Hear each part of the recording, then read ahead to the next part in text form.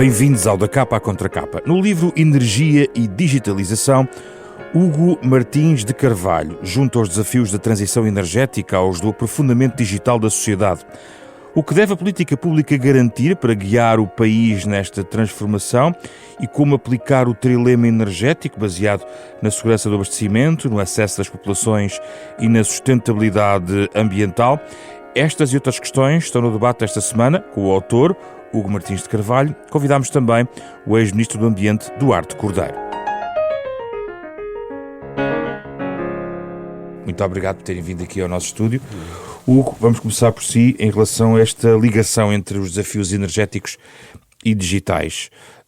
Já há algum tempo, já há alguns anos, se vem falando desta dupla transição, deste duplo desafio.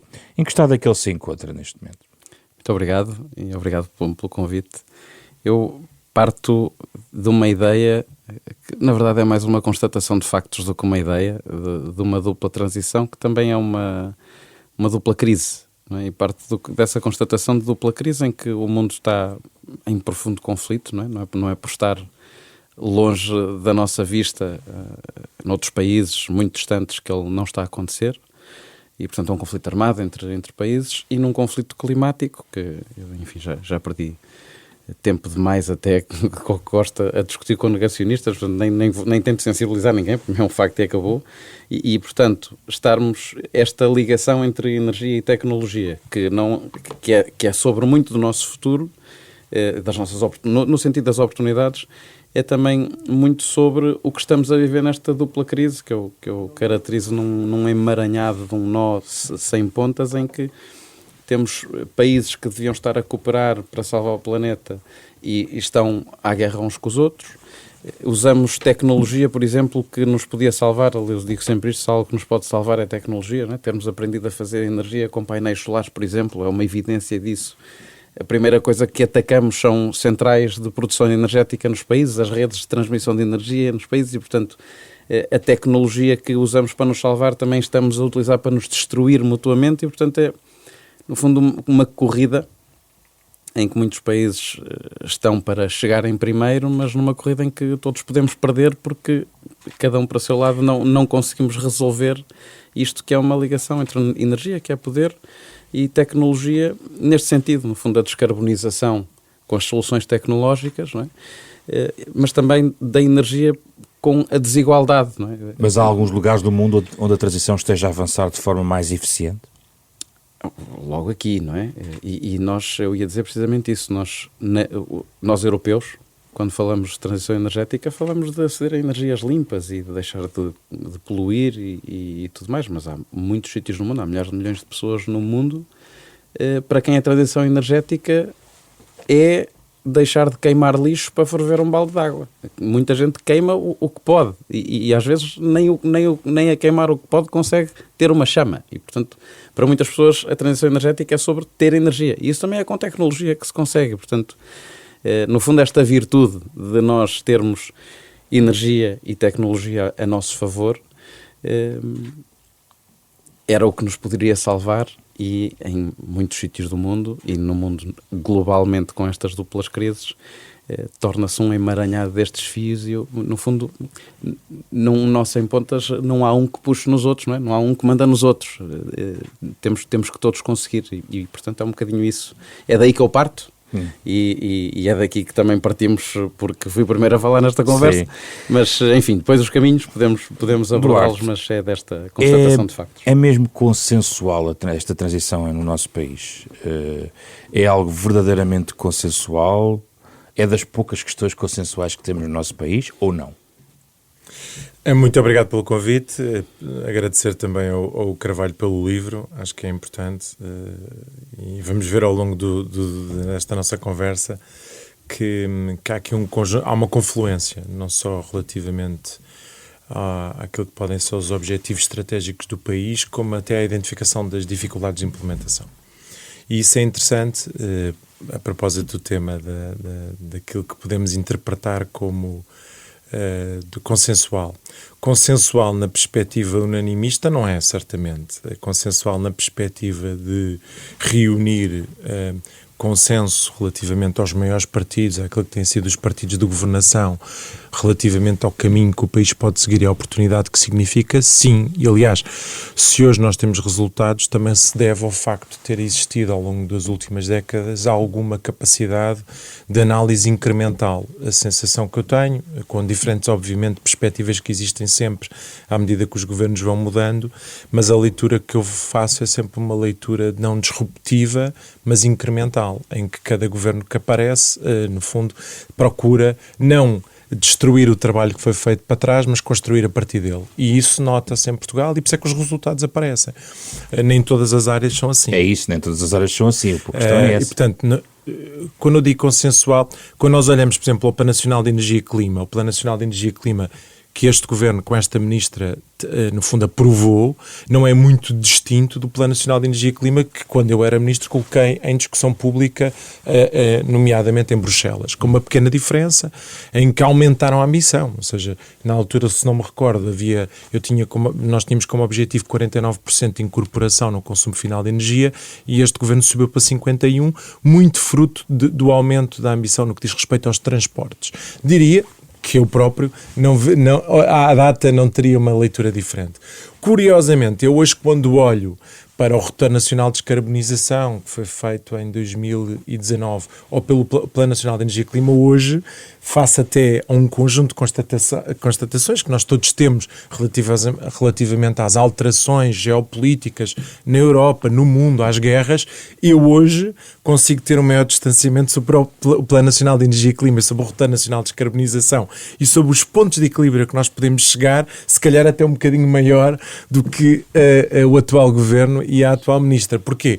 Exatamente porque, se calhar, a antecipação daquilo que são dificuldades naturais de implementação, até recorrendo àquilo que o Carvalho refere, o trilema, eu não utilizo as mesmas palavras, mas eu diria o tema dependência e autonomia, o tema competitividade e o tema de sustentabilidade. O trilema agora é o termo que está na moda da energia. Os trilemas que eu só no trilema não uso as mesmas palavras, mas é exatamente o mesmo objetivo, é cruzar o tema no fundo, da competitividade com a sustentabilidade, que já nos remete para o plano Draghi, sim, ainda antes digamos assim, da reeleição desta administração de Trump, que depois ganha atualidade com o tema da guerra tarifária e da política americana e o diferencial e de competitividade da Europa relativamente à China e aos Estados Unidos, que acresce depois com o tema das guerras, já havia com a guerra da Ucrânia e aprendizagens relativamente a isso, e depois acresce com o tema da guerra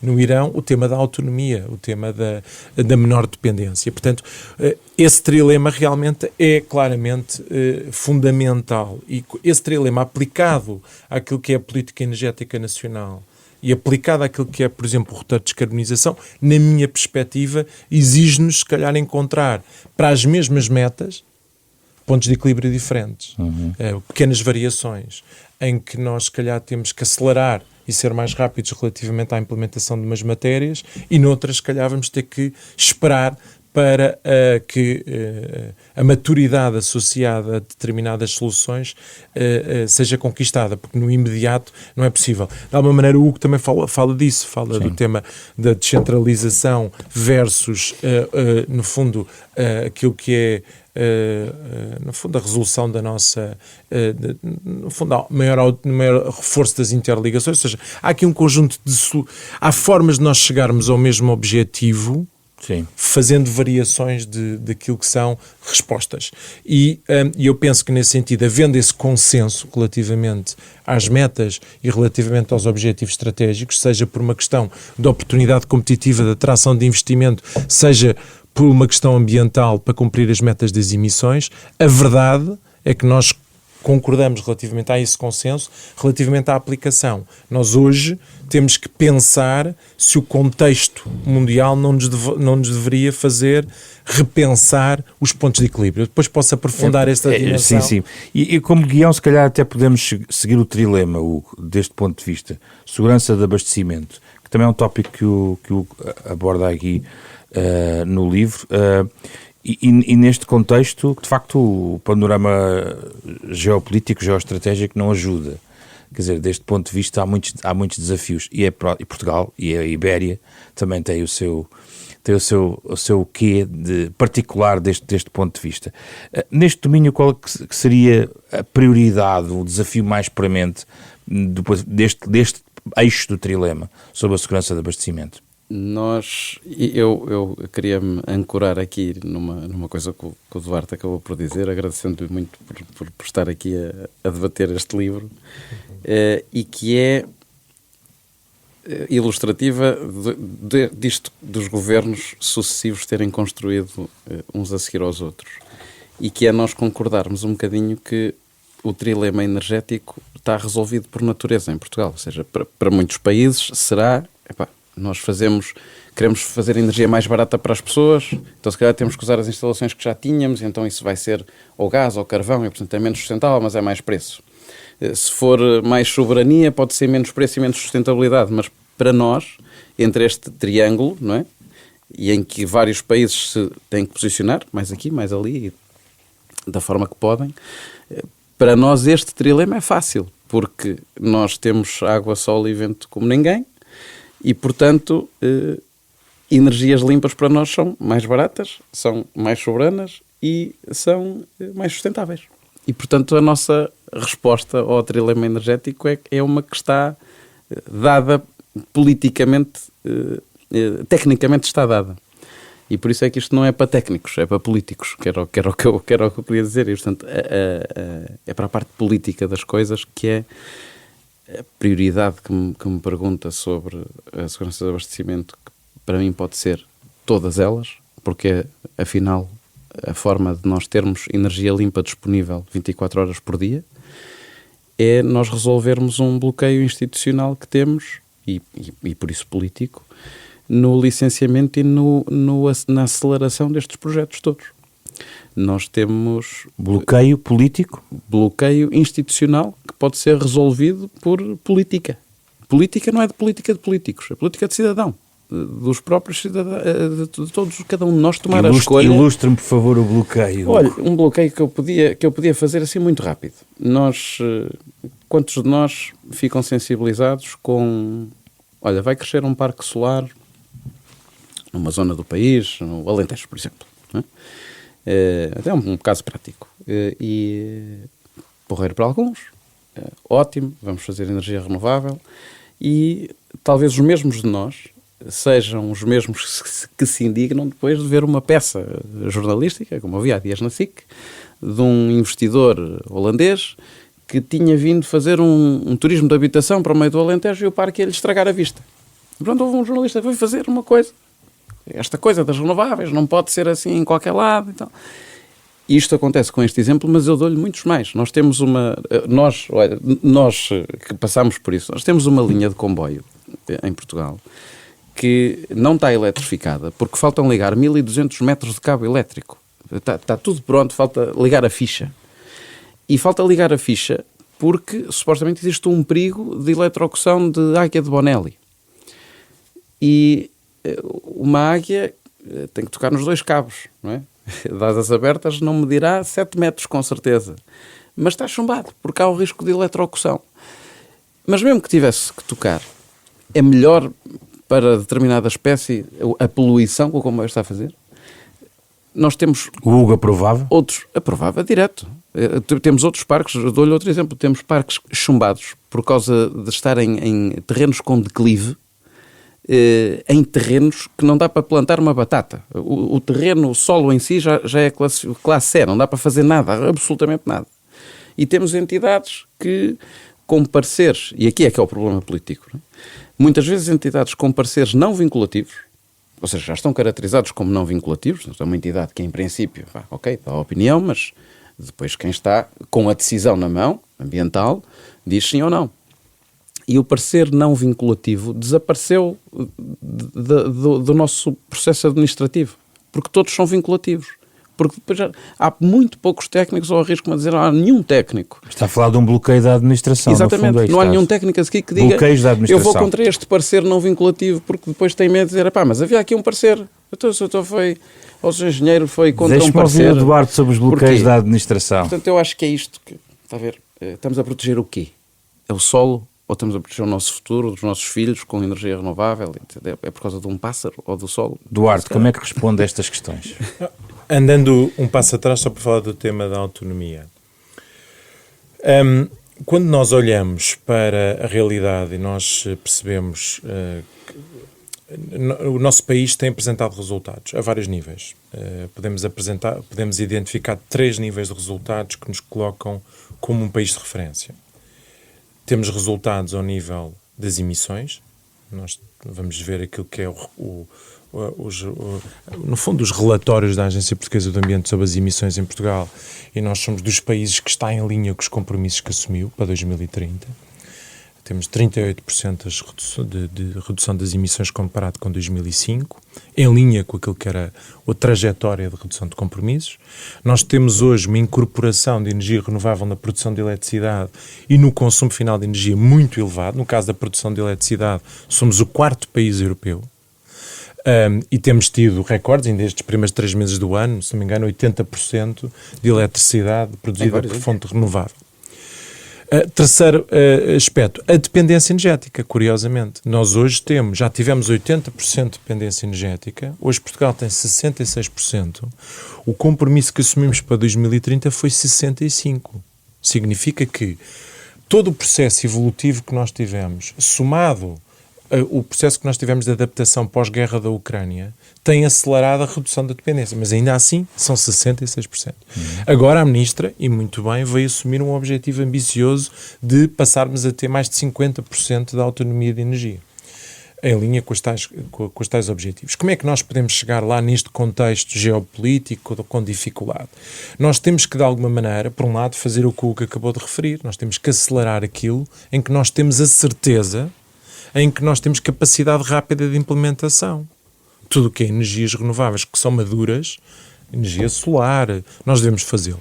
Admito que estas dificuldades de implementação nos podem fazer pensar em 2 coisas. 1, acelerar a implementação, vou falar dos bloqueios institucionais. 2, pensar nos tais pontos de equilíbrio. Nós, no Plano Nacional de Energia e Clima, temos previstos 20 gigawatts para 2030 de solar, 15 de chamados energia centralizada, ou seja, parques solares com alguma dimensão, 5 gigawatts de energia descentralizada.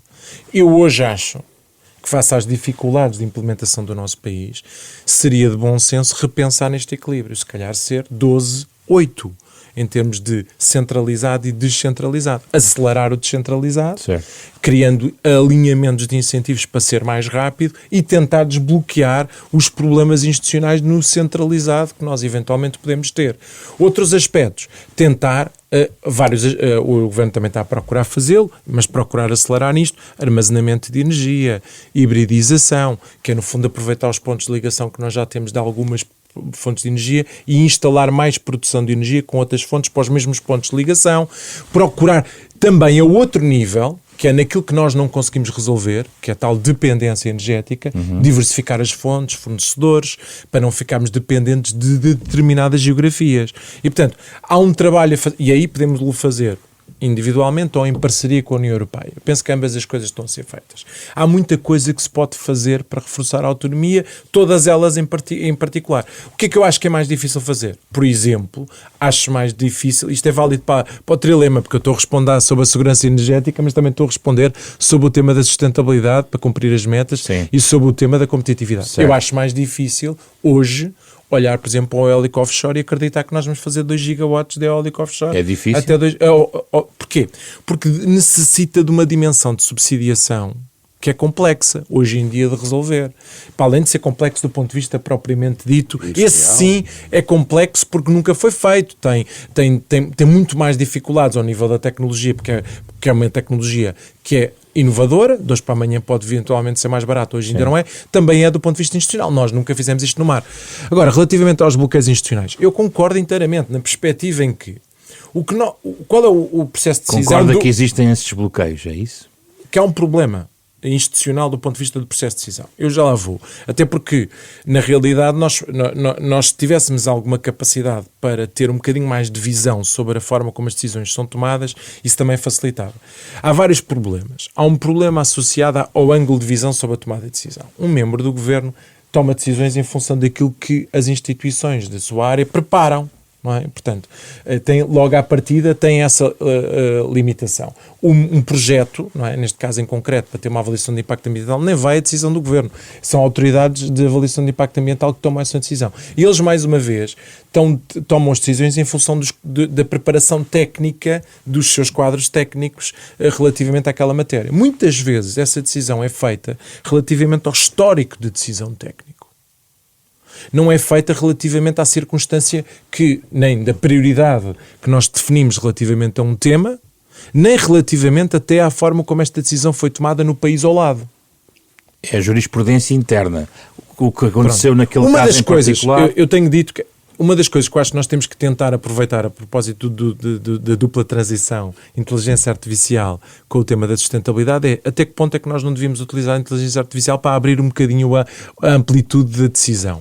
Porque eu acho que o que é que nós temos? Nós temos muito medo da tomada de decisão. Nós temos medo da tomada de decisão. Nós temos medo da tomada de decisão do Presidente de Junta de Freguesia àquilo que é o responsável da avaliação de impacto ambiental. Temos medo da tomada de decisão. E depois também temos medo existem possibilidades às vezes de contrariar a decisão. Existe a possibilidade de se definir, em alguns casos, em projetos de interesse público nacional para, no fundo, contrariar uma decisão que é tomada também de uma avaliação. Existe a possibilidade de contestar judicialmente qualquer decisão. E depois também existe um problema a esse nível. Que nós temos um problema a esse nível, eu sabe que eu agora estou à vontade, estou completamente e falo tudo, não é? Temos um problema sério no Ministério Público.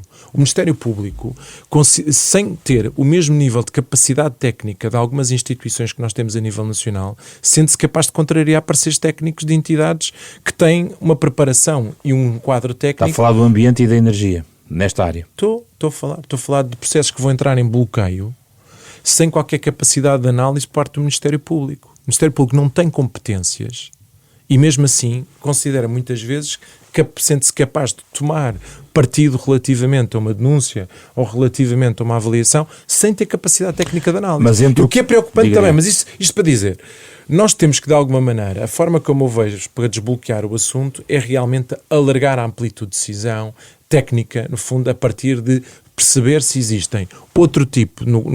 A União Europeia é talvez o espaço do globo mais exigente a nível ambiental, do ponto de vista legislativo e do ponto de vista regulamentar. Dos mais exigentes. Não há espaço internacional com níveis de exigência superiores à União Europeia. Pode haver equivalentes, sim, mas superior não há. E, portanto, eu parto do princípio, se em Itália, ou em Espanha, ou em França, ou na Alemanha, para um mesmo problema, conseguiram encontrar uma solução técnica para o assunto, que ela devia ser implementada. Mas o que é alargar a decisão? Alargar o âmbito, criar oportunidade para tentar perceber se um determinado problema institucional que foi identificado, como é que foi resolvido noutro país. Para que nós não fiquemos presos àquilo que é, muitas vezes, um ângulo de visão muito limitado. E esse ângulo de visão limitado é aquele que chumba o cabo elétrico por causa da águia de Bonelli? Não, neste caso em concreto, para perceber se existem, por exemplo, soluções de renaturalização, se existe a capacidade de haver deslocações de determinado espaço vital de uma espécie sem que isso cause um problema do ponto de vista daquilo que é, por exemplo, a conservação da espécie. Eu só sei que nós ficamos limitados a um processo de decisão de sim e não relativamente a determinadas análises que às vezes não existe um trabalho de, ok, vamos a partir daqui tentar perceber se existem soluções para desbloquear. Isso não é por falta de recursos? Muitas vezes a solução não é, olha, isto faz-se assim, é simplesmente não. Não é por falta de recursos, Eduardo Cordeiro? Para chegar a esse detalhe e sofisticação da análise para tomar a melhor decisão? Acho que no passado talvez pudesse ser essa a explicação se nós não tivéssemos hoje soluções tecnológicas que nos permitissem eventualmente ultrapassar a dimensão. Hoje acho que nós já temos capacidade. A tecnologia traz-nos muitos dilemas, muitos problemas, nomeadamente o consumo de energia, eventualmente a forma da concentração de determinada informação, até a concentração da riqueza. São assuntos que nos devem todos fazer a pensar, mas noutros aspectos traz oportunidades. Por exemplo, ao nível, por exemplo, da partilha de conhecimento relativamente a soluções de eficiência ou soluções, por exemplo, da análise relativamente, é uma oportunidade. E, portanto, eu vejo isto como uma oportunidade. Eu sinceramente entendo que o nosso país, tem que ter a capacidade de tomar decisões impopulares pelo interesse público nacional. E isso implica que a decisão seja tomada a uma escala, muitas vezes nacional, e não local. E nós temos que ter a honestidade de dizer assim, esta medida tem impacto? E a resposta é, sim, tem impacto. Não enganar ninguém. Tem impacto e dizer qual é o impacto que tem. Isso deve ser assumido politicamente. Mas tem que haver espaço para que essa decisão exista. E às vezes, institucionalmente, ela não existe. E, portanto, na minha opinião, tem que haver capacidade de implementação, porque se nós ficamos bloqueados, lá está, nós somos um país que tem recursos como o lítio, não é? Mas depois não temos muita dificuldade para ultrapassar os bloqueios para explorar. Eu não digo que não tem impacto, tem impacto. O que nós temos que se calhar perceber é qual é o enquadramento institucional, qual é o alinhamento de incentivos que tem que existir para nós complementarmos devidamente uma determinada localização, que obviamente tem o ónus de ter que ter aquela infraestrutura, porque é lá que estão os recursos. Eduardo, tu está a aplicar ao lítio o mesmo, por exemplo. É igual. A incineração foi uma decisão política com base num parecer técnico. Houve uma decisão política, alguém que decidiu politicamente que aquele era o caminho. No caso do lítio é igual? É igual? É, nós tomamos a decisão, existe. O país tem, relativamente a essa matéria, o país e a União Europeia tem uma posição de princípio que é de que nós, na lógica de diminuir nós temos uma dependência brutal ao nível, por exemplo, daquilo que são matérias-primas raras. Mas não devia avançar mais rápido a questão do lítio, na verdade? Devia. São os tais bloqueios. São dificuldades de implementação sérias. E às vezes a dificuldade que existe de tomar decisões que são impopulares. Eu sou muito favorável à ideia de procurar estes consensos. E agora com a nova designação, as novas insígnias que o Hugo referiu, que é o NUMA. Not under my authority. Como é que é isto? É isto que estamos a dizer. É o nimbismo, não é? Que é o Not in my backyard. É parte de um modo de estar. É por isso que eu estava a dizer que não é política dos políticos. É política de todos. E que faz parte de um modo de estar em que nós, e geracionalmente, somos cada vez mais propensos a pensar globalmente, não é? Pense globalmente, oponha-se localmente, porque depois pensamos global como país, ou nacional até como país, e depois há todos estes episódios, quer dizer, da contestação social local ou dos vários autarcas que já publicamente disseram aqui não há painéis solares. O que é isto? Isto é alguma coisa. Quer dizer, uma autarca do meu país. Se o país coletivamente, democraticamente, decidiu por vários governos, ainda por cima deste, até calha de ter vários governos, até se podia dar aquela coisa do autarca é do outro partido, nós nem estamos a falar disso. Decidido por a maioria de nós que temos que limpar o nosso, obviamente, mas essa está um conflito, não? É aí que está, não é? E portanto, e quantas pessoas é que o elegeram, que também elegeram governos que iam ter a coragem de decidir levar o país para o caminho de energias renováveis? Pode até votar no mesmo partido e decidir localmente uma coisa e nacionalmente outra. Não, mas é explorar o que está, explorar de forma populista o que está a motivar alguns cidadãos de forma errada para o país, ou seja, um autarca. Eu não tenho a dúvida que eu falei com muitos deles em funções passadas que se opunham e que me disseram, ou me oponho ou não ganho eleições. E é disto que estamos a falar. As duas coisas são necessárias, porque assim, por isso é que eu estava a dizer que os pontos de equilíbrio têm que se redefinir. Não é? Ou seja, se calhar nós temos que perceber que temos que fazer as duas coisas. Olhar para as expectativas que tínhamos criado e dizer assim, ok, não vamos ter tanta centralizada, vamos ter que apostar mais na descentralizada, vamos ter que dizer ao país ok, se isto tem sido uma dificuldade, vamos tentar diminuir as expectativas que temos relativamente ao volume de energia que é necessário por via centralizada. Há muito espaço nas cidades para desenvolver energia, vamos tentar, é mais difícil porque são mais pontos, o Hugo também fala disso, a descentralização torna mais difícil a gestão do processo, mas realmente o ponto de equilíbrio tem que se calhar ser com mais descentralização, porque senão nós não temos... O tal 12-8, não é? Quando eu disse 12-8, podia estar a dizer outro número. Aumentar a descentralização. 15-5 aparentemente vai ser um equilíbrio muito difícil de atingir. Mas ao mesmo tempo nós também temos que ter a capacidade de identificar da mesma maneira que nós nas barragens não tínhamos água em todo lado, não é? As barragens não se pode colocar em todo lado. Se calhar uma determinada dimensão de um parque solar tem locais no país onde são compatíveis por causa obviamente do sol, noutros não são, o vento é igual, o lítio é igual, ou seja, não é por acaso que são naqueles territórios porque existem condições para aproveitamento daqueles recursos naquele local. E isso traz, de forma, obviamente, desproporcional, um impacto naquele território que não traz noutros sítios. Certo. O que é que isso significa? Que quem está naquele território tem que ser devidamente compensado.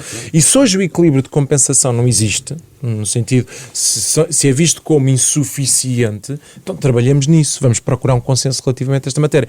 E eu acho que a resposta não pode ser dizer nós não vamos aproveitar estes recursos para o país, porque lá está, é um tal, tem que haver aqui... Mais um ponto de equilíbrio. Exatamente. Mas é possível. Nós fizemos esta contestação social, que é altamente válida. Eu estava a ilustrar o not under my authority, não aquela coisa, estou aqui, por mim não passa. Nós tivemos uma interligação a norte com Espanha para a resiliência da nossa rede, para reagirmos melhor, por exemplo, a apagões, que ninguém gosta, não é? E tivemos quase com o cabo na mão, do lado de cá, porque estava a obra toda feita e havia um autarca que dizia o cabo não passa aqui. Aqui. É isto que eu estava a ilustrar. Mas tudo isto também nos deu a inteligência de procurar, ok, vamos lá ver então terrenos em que não afete nem visualmente as pessoas, nem as autarquias, onde não exista nada. E era o que eu lhe estava a dar de casa a bocado. Onde não existe nada. Não, houve muitos terrenos a diferença na zona do Alqueva. Abater uma árvore ou não para fazer muitos terrenos projeto na zona do Alqueva que não têm nada. Não têm nada. Têm rede, não têm nada. E onde eram chamados aqueles parques que eu lhe disse por causa dos declives. Quer dizer, depois encontramos, ou tivemos, por exemplo, encontrou-se a inteligência, de facto, às vezes as coisas estão debaixo do nariz, não é? De fazer o que o Duarte estava a dizer há pouco. Vamos olhar para os pontos de ligação que já têm tecnologias. Temos um parque solar dos mais antigos do país, já tinha a ligação. E só produz enquanto há sol. Então, ok, vamos pôr outras tecnologias no mesmo sítio. Vamos equipá-lo com torres eólicas e com baterias. E temos 24 horas de produção renovável. Quem é que não quer isso no mesmo sítio, circunscrito àquela área, etc. Pois, posso-lhe dizer já que eu vi isso crescer e vi isso ser derrotado por um técnico, ou um grupo de técnicos do ICNF, que disse, não, que aqui há rotas migratórias, não há cá torres para ninguém. E eu perguntei nessa reunião onde é que estava a rota migratória. E o técnico disse, não tenho. Tenho a impressão que pode passar ali uma rota migratória. Tenho a impressão que pode... Isto já não é falta de recursos. Não é? Isto é a caracterização deste número. Teríamos que ver o caso, não é? E isto, mas eu sei que eu claro, não quero gastar o programa nisso, mas, não. mas isto é importante, claro. está a ver? É um bocado... Eu acho que... por isso é que eu acho que o contexto de nós não ignorarmos que estamos a viver na União Europeia e que a União Europeia é talvez a zona do mundo mais exigente do ponto de vista de legislação ambiental e até de conservação da natureza, porque muitas vezes admito em algumas circunstâncias que haja decisões que estão perfeitamente enquadradas do ponto de vista daquilo que é essa exigência, até porque Portugal muitas vezes acaba por ter processos a nível europeu de incumprimento de respeito relativamente a determinados, no fundo, parâmetros ambientais ou do ponto de vista da biodiversidade. Noutros casos, não. Nós simplesmente estamos a fazer uma interpretação daquilo que é um enquadramento em que existem soluções melhor. Como dizem... Dá para compatibilizar. Há uma solução melhor do que aquela que nós estamos a encontrar. Não há muita vontade, às vezes, de procurar a resposta para o problema. Ou seja, há muito a questão de... É mais fácil dizer que não. E por vezes, eu acho que é preciso nós fazermos este esforço de encontrar a melhor solução. Nem que seja parcialmente, ou seja, procurando uma implementação parcial do processo, procurando respostas no tempo. A minha decisão mais polémica foi uma decisão em que, neste caso aqui, nem se trata de haver um problema institucional, porque até tinha os pareceres do ICNF no sentido da decisão que eu tomei, mas a minha decisão mais difícil foi uma decisão relativamente a um parque eólico que havia...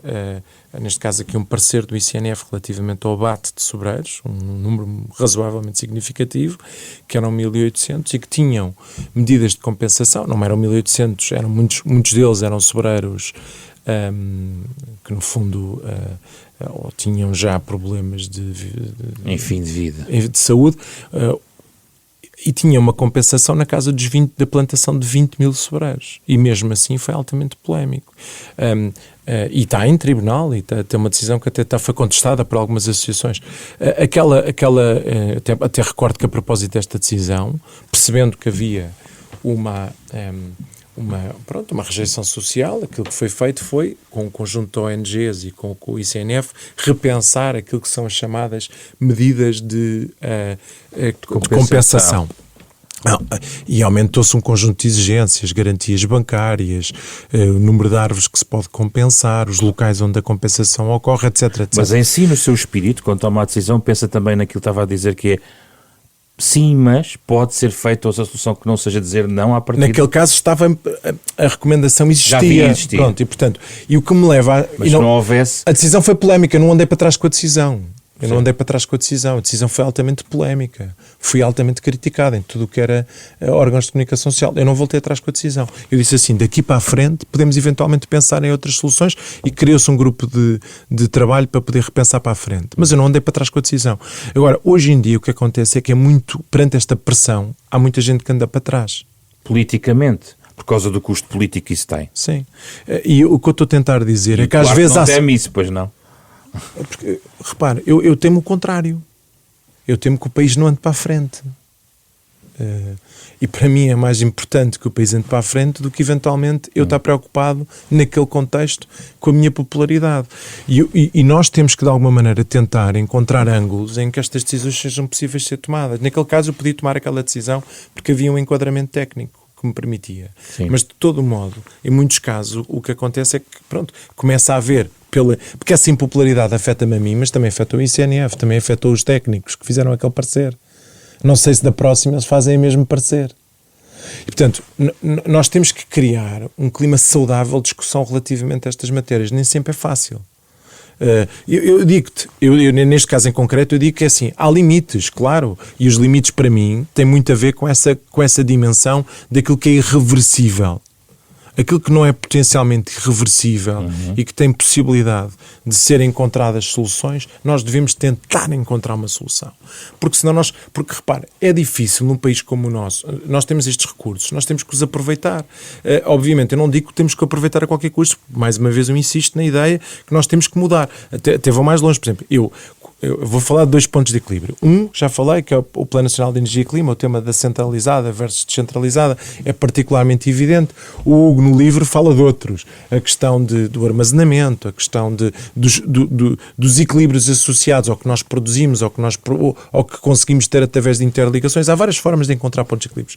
No Roteiro Nacional de Descarbonização, que nos leva para a ideia de que o país deve ser neutral em 2050, nós temos um esforço brutal do lado da redução das emissões e um esforço muito pequeno do lado da captura de carbono. Ora, um país como o nosso, que até tem vários outros problemas ao nível de potencial de desertificação, risco de incêndios, no fundo, valorização económica, a necessidade de valorização económica da agricultura, se calhar devia apostar bastante mais na compensação, hoje por capital natural, amanhã industrial, e tentar também, sob esta perspectiva, encontrar pontos de equilíbrio entre o peso brutal que nós temos da redução das emissões versus aquilo que é o reforço da captura de carbono. Eu podia estar aqui a falar de números, mas no fundo é o outro ponto de equilíbrio que eu acho que é inevitável. E é inevitável para Portugal como vai ser inevitável para a União Europeia. Vai ser inevitável encontrarmos novos pontos de equilíbrio. Certo. E eu acho que falta um bocadinho perceber. Há esta dimensão institucional, aliás, o Hugo fala de um livro que eu também aprecio, que é o Porque Fracassam as Nações, onde há essa dimensão de uma análise. Realmente, nós temos que tentar, às vezes, perceber que o nosso país evoluiu muito significativamente, e se calhar tem uma perspectiva muito grande de evolução para o futuro, mas que há uma comparação institucional que vale a pena fazer.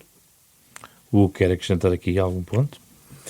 Antes de partir para outro. Sublinhar que é preciso esta coragem dos políticos. É preciso não termos o país viciado no semáforo ou no sobe e desce do jornal. O país, os políticos. E é preciso nós, como cidadãos, também termos um vício de raciocínio diferente do que temos na generalidade, que é o vício de raciocínio de que quem está a governar está mesmo a dar o seu melhor. Na brutal maioria dos casos, dos vários governantes, dos vários partidos, dos vários dirigentes da administração pública, estão a dar o seu melhor de forma a contribuir para o seu país de forma positiva. E cada vez encontro menos isso do lado das pessoas, não é? Os políticos, é tudo para os políticos, e depois a coisa dos políticos, já não se pode trazer os políticos para apresentar determinadas coisas, nem se pode trazer os políticos em funções para falar de determinados assuntos. Nós temos que conviver muito melhor com isso. Acho que tem que ser um esforço de nós sermos positivos e acreditarmos que somos capazes e que as pessoas que nos estão a governar estão bem intencionadas. E nós, infelizmente, o que eu tenho mais visto, e olha, é um trabalho... É um trabalho, este trabalho desta tensão, é um trabalho que se faz pelos próprios. Eu fui membro do Parlamento, fui deputado da Assembleia da República e vi isso acontecer e vejo isso acontecer cada vez pior. Mas para além da coragem, ou seja, os próprios políticos fazerem isso uns aos outros, dizerem você está a governar, é mau, ou é da oposição A ou oposição B e é mau. Não é mau. Para além da coragem, não é preciso também mudar a comunicação com os cidadãos, deste ponto de vista? Sim, mas a comunicação com os cidadãos também está ou não, ela própria, assente nos órgãos de comunicação social. E os órgãos de comunicação social, também eles, respondem muito bem a muito sensacionalismo, como temos visto, não é? Portanto, em explorar este sentimento, não é? E, portanto, eu acho que... Às vezes é o anseio local, o anseio da população local, que não quer aquele projeto ali. Não, aqui estava-me a referir mais a quando queimamos as pessoas em praça pública por uma suspeita que é só uma suspeita. Mas aí estamos a falar de outros temas já. Não, mas estamos a falar dos mesmos temas. Aliás, quando o Duarte diz que o Ministério Público, uma afirmação, ela já em si corajosa, que o Ministério Público não tem esta capacidade técnica de julgar coisas que está a julgar, e quando o Ministério Público devia estar a perguntar, pediu parecer ou não pediu parecer? Ou seja, está a julgar o processo em si. Seguiu o processo, pediu as peças, fez as perguntas. Não é... Fez perguntas sobre isto, então, mas porquê é que não concorda que agora... devia ser diferente? Não é? Isto é qualidade técnica, não é? Porquê por aqui? E porquê tudo o que se faz à volta disto e que tem muita comunicação social em cima disto. Aliás, nós temos várias vezes detectado, não serei o único a dizer, em espaço público, canais de televisão, mentiras sobre o que é a descarbonização e sobre o que é a transição energética. Factos errados, mentiras. Se calhar é forte, mas são factos errados e discutem-se todas as vezes na televisão. Portanto, eu só quero dizer isto, como sentimento, um dos pontos, por isso é que eu começo o livro a dizer que este livro é sobre si e eu termino a dizer que é sobre escolhas. E é sobre nós também escolhermos ter outros vícios de raciocínio quando olhamos para a governação e saber que esta pessoa está a decidir isto, ok, e está informada, há capacidade, não há falta de recursos, não há nada disso. Há uma vontade de nós irmos por aí que foi de nós todos e vamos tentar compreender. E nós não estamos a fazer mais isso. Um tema, mas o Duarte queria clarificar alguma coisa? Eu vou falar sobre um processo relativamente a este tema da análise... Do Ministério Público. Exatamente. Quando eu, Ministro do Ambiente, recebi uma denúncia, eu pedia à IGAMAOT, Inspeção-Geral do Ambiente e do Ordenamento do Território, para analisar juridicamente se aquela denúncia justificava ou não ser enviada ao Ministério Público.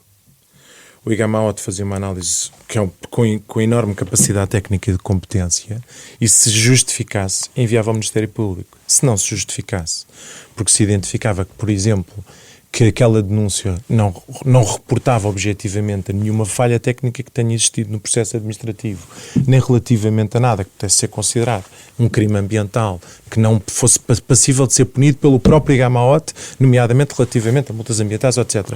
E que tivesse que... Então remetia para o Ministério Público. Eu não consigo perceber o que é que o Ministério Público não faz. Havendo aquela entidade com capacidade de análise técnica no nosso país... mesmo que não fosse vinculativo, porque é que o Ministério Público não pede ao IGAMAOT para se pronunciar sobre as denúncias que chegam ao Ministério Público? Desde logo para perceber se aquela denúncia justifica ou não justifica. Eu já vi coisas do Ministério Público a avaliar que são ridículas porque nem sequer constituem nenhum tipo de análise, mas no entanto constam de processo. Isso é uma falta de formação? Falta de competência, no sentido de análise de um processo. E, portanto, eu acho que não tem que haver essa competência do lado do Ministério Público. Eu não considero que tem que haver. Mas se ela existe no Estado, o Ministério Público, antes de abrir avançar com a dedução de que uma determinada denúncia tem razão, logo abre inquérito, e muitas vezes, porque o faz, bloqueia determinado tipo de processo, não é? Avaliar com as entidades que têm competências técnicas nesta análise se realmente aquela denúncia justifica ou não justifica que abre inquérito. Eu não vejo o Ministério Público a fazer isto. E eu falo, atenção, aquilo que eu falei relativamente ao Ministério do Ambiente e às inspeções até que têm esta capacidade, podia estar a falar de outras áreas em que existe também essa capacidade técnica de perícia do Estado. Eu não estou a dizer que o parecer seja vinculativo, não tem nada que ser, a decisão final é do Ministério Público. Mas devia lá constar, porque se aparecesse uma análise do IGAMAL, até dizer, desculpe lá, recordo-me de uma que ficou famosa porque saiu publicamente, que era do meu antecessor, o João Pedro Matos Fernandes, não ter convocado a Comissão Interministerial de Seca, após ter sido informado que havia por risco de seca, e só o ter feito depois de umas eleições. Ora, e isto constava de um processo do Ministério Público. Ora, não há nenhuma obrigatoriedade legal em convocar a Comissão Interministerial de Seca. Aquilo não devia sequer constar do processo. Se o Ministério Público tivesse perguntado ao IGAMAOT, o IGAMAOT explicava que a Comissão Interministerial de Seca é um órgão de coordenação política que faz sentido no processo de tomada de decisão, mas não há uma obrigatoriedade legal na sua convocatória. A conclusão que tirou é falta de competência, é isso? Sim, e portanto devia haver aqui neste capítulo, era um auxiliar do ponto de vista da análise destes processos. Pedir pareceres. Claro. Para sustentar a posição, para saber, vou seguir, porque acontece muito, nós temos com alguns processos que foram abertos pelo Ministério Público, o Ministério Público deduz que a denúncia que recebe de uma entidade qualquer, porque lá está, como é que isto funciona? Há uma determinada infraestrutura, ela vai ser alvo da avaliação de impacto ambiental. A avaliação de impacto ambiental é feita. Depois existe a possibilidade das pessoas e das entidades pronunciarem no âmbito da avaliação de impacto ambiental. E elas pronunciam-se. Na participação pública existe um site para isto.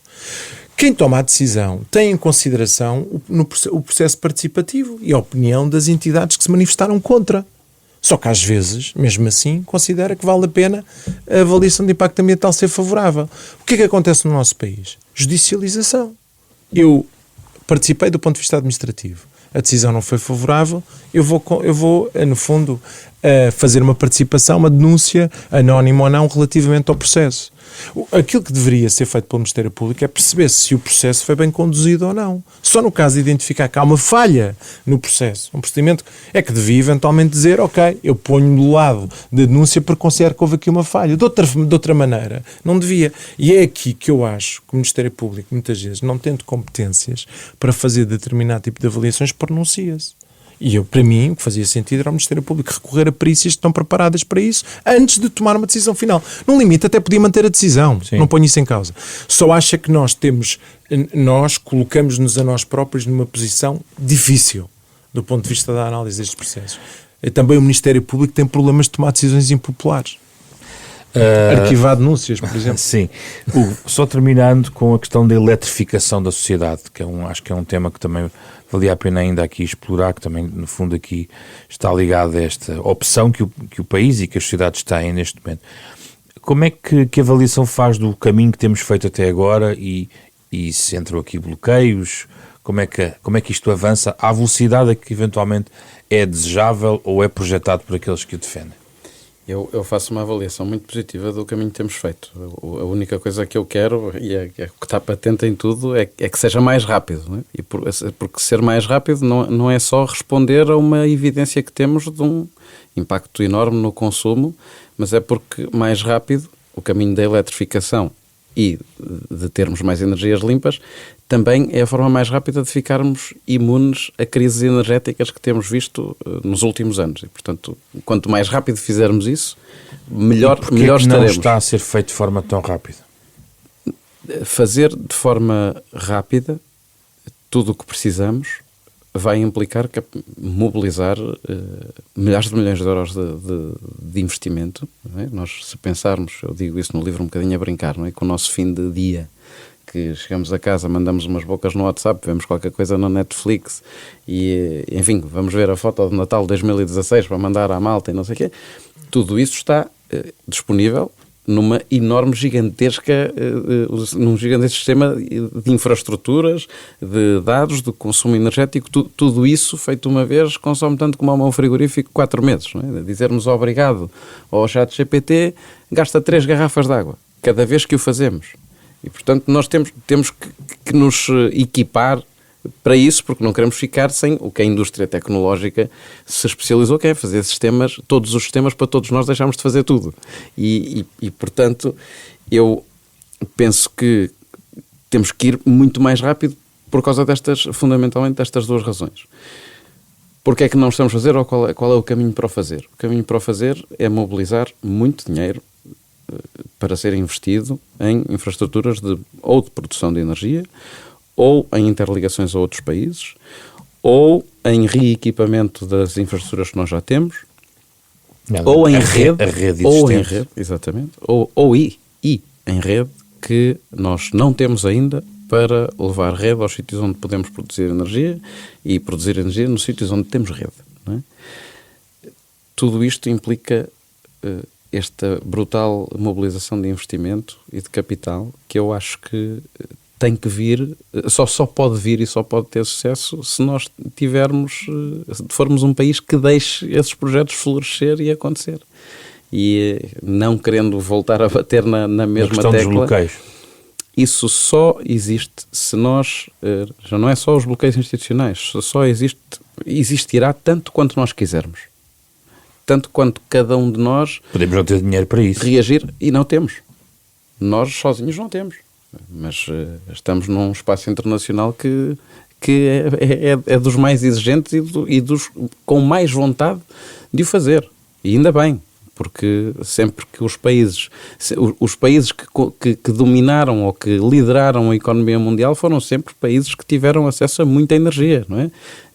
Até nós, eu faço essa brincadeira no livro, até nós quando conseguimos aproveitar a energia eólica para empurrar as caravelas, fizemos os descobrimentos e o Reino Unido teve carvão e fez a Revolução Industrial e os Estados Unidos tiveram petróleo ou encontraram essa forma de monetizar e lideraram a economia mundial durante muito tempo. Quando eu entrei para a faculdade em 2008, os Estados Unidos estavam em crise, descobriram o shale oil e o shale gas, voltaram a conseguir liderar. Agora invadiram deliberadamente a Venezuela com a frase "eu quero aquele petróleo". Portanto, já é claro. E nós temos que fazer esse caminho muito, muito mais rápido, ou pelo menos ao mesmo tempo. Eu gostava muito que ele fosse feito em comum, num pensar global e não num opor localmente. Acho que como país isto é o que temos que fazer. E é, como disse, limitado, nós não temos todo o dinheiro do mundo. E é por isso mesmo que eu acho que o temos que fazer com outras geografias, com outros países dentro e fora da União Europeia. Nós temos muitas capitais à nossa volta. Nós, dentro e fora da União Europeia, da Europa, não é? Temos o Reino Unido aqui em cima, pode ser a nossa maior bateria, se quisermos. A energia tem esta vantagem, especialmente a elétrica, e por isso eu defendo muito a eletrificação, não é? Porque a elétrica, a luz viaja muito rápido e, portanto, e não é preciso viajar de barco, nem de carro, nem em tanques de petróleo, nem em aviões, é só no cabo. E entra aqui e sai em França daqui muito, muito, muito pouco tempo. E acho que tem essa vantagem, e é uma vantagem que temos à vista. Nós vimos o que é viver num apagão, ficou toda a gente sem dinheiro, precisa ir ao multibanco e até sem dinheiro ficamos. E eu faço muito esta projeção de quando tudo corre com eletricidade, nós às vezes nem damos conta. Quando tudo correr em cima de sistemas de inteligência artificial que nós usamos todos os dias para fazer tudo o que fazemos e nos faltarem essas duas coisas, ainda pior. Apaga-se a luz e é um drama. Eu acho que nós podemos ser autossuficientes com esta lógica de descentralização, de produção de energia limpa no país.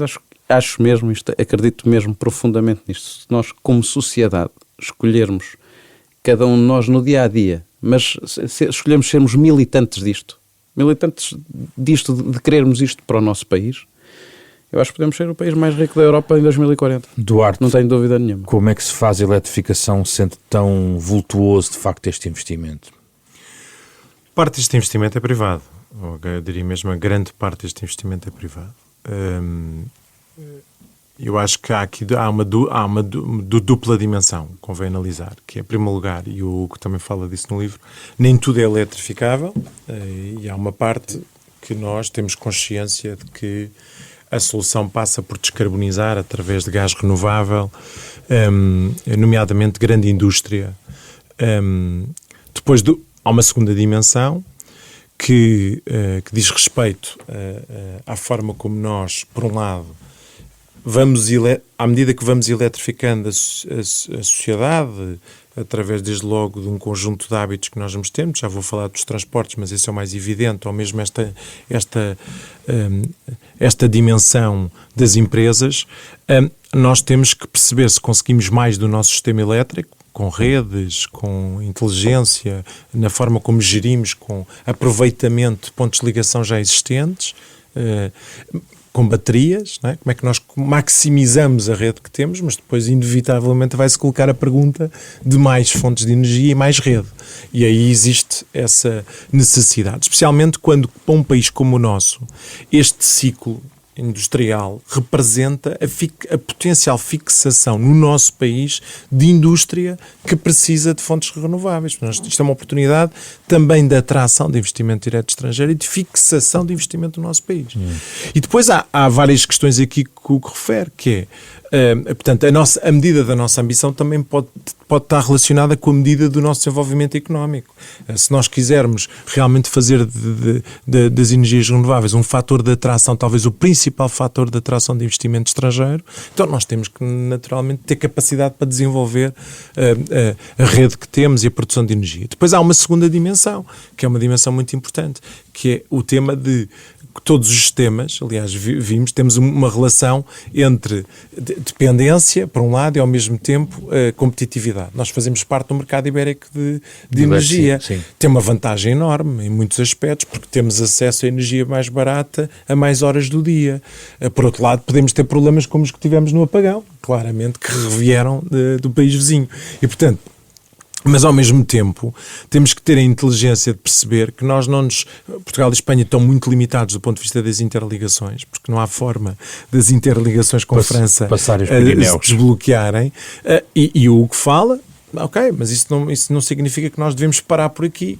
E falem bem da possibilidade que nós temos ou não de ampliar as interligações para, por exemplo, o norte da África ou, por exemplo, para o Reino Unido. Aliás, falam-se de interligações do Reino Unido com o norte da África. Portanto, se houver uma interligação do Reino Unido com Marrocos, nós estamos a caminho, não é? Portanto, necessariamente Portugal pode aproveitar. Portanto, sim, estas coisas todas devem estar na equação.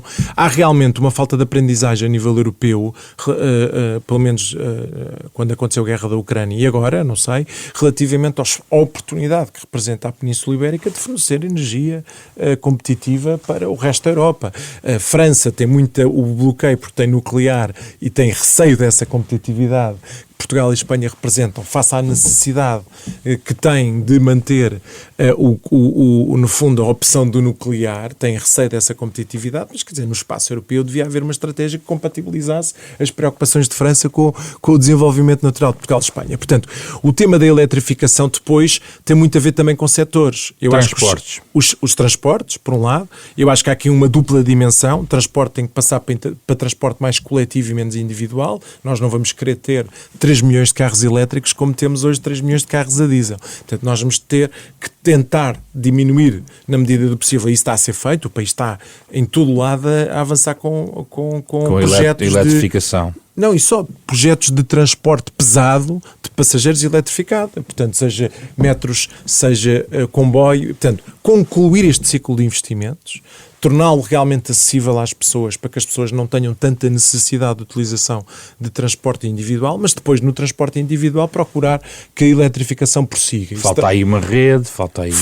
Lá está, tudo isto concorre para as tais necessidades de, primeiro, melhor aproveitamento da rede existente, segundo, desenvolvimento da rede, terceiro, desenvolvimento de produção de energia que permita responder a estas necessidades. Mas como eu estava a dizer há pouco, a necessidade efetiva que nós temos que também ter em consideração é como é que nós compatibilizamos a eletrificação e das necessidades do que o país é hoje com aquilo que é uma oportunidade de angariação de investimento estrangeiro relativamente no fundo, a novas formas de desenvolvimento, sejam data centers, seja indústria verde, que se procura instalar no nosso país para desenvolver os seus projetos. No caso dos data centers, vai haver um desafio internacional.